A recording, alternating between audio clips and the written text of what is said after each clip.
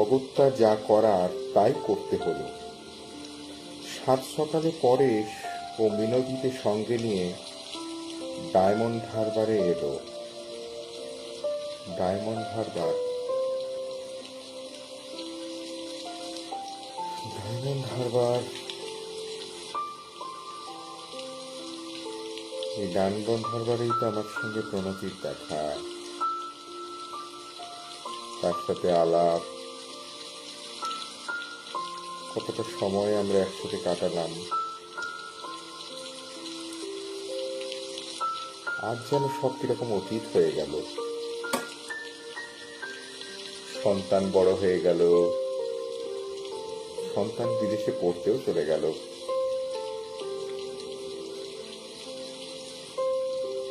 প্রণতি এখন ছেলের কাছে।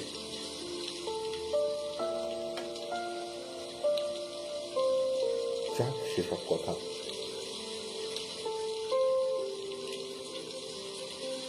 সেখানে এক দোকানে শাঁখা সিঁদুর কিনে মিনতিকে পরিয়ে নার্সিংহোমে ভর্তি করালো। পরের স্বামী হিসেবে বন্ডে সই করল। ডাক্তারের জিজ্ঞাসায় অঘোরবাবুর শেখানো মতো অত তাড়াতাড়ি মা হতে চাই না, মিনতি বলল।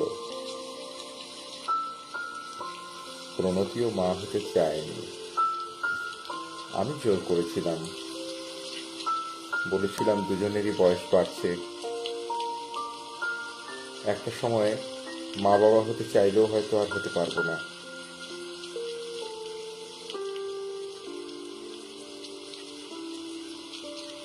ওর অমতেই ওকে আমি না জানিয়ে একদিন সুদেষ্ণার কাছে নিয়ে গেছিলাম। সুদেষ্ণা আমার মেডিকেল কলেজের বন্ধু, নাম করা গাইনোলজিস্ট। ও প্রণতিকে দেখেই বলল, প্রণতি যদি বছরখানেকের ভিতরে মা না হতে পারে তাহলে নাকি ওর আর সন্তান হওয়ার কোনো সম্ভাবনা নেই। প্রণতি রাজি ছিল না, কিন্তু তবুও আমি ওকে অনেক বুঝিয়ে রাজি করিয়েছিলাম। কারণ প্রণতি বরাবরই একটু অন্যরকম ছিল। সংসারের মন টিকত না, বাইরের পার্টি, অফিস, ডিস্কো এইসব নিয়ে মেতে থাকত। সংসারে কোনোদিনই আষ্টে পিষ্টে বাঁধা যায়নি।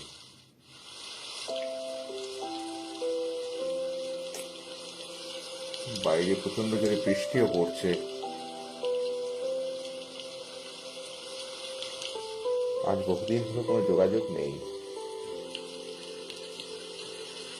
ও দিব্যি ছেলের কাছে গিয়ে রয়ে গেল। যাক ভালোই হলো, আমি আমার মতো রয়ে গেলাম আর ও তার মতো।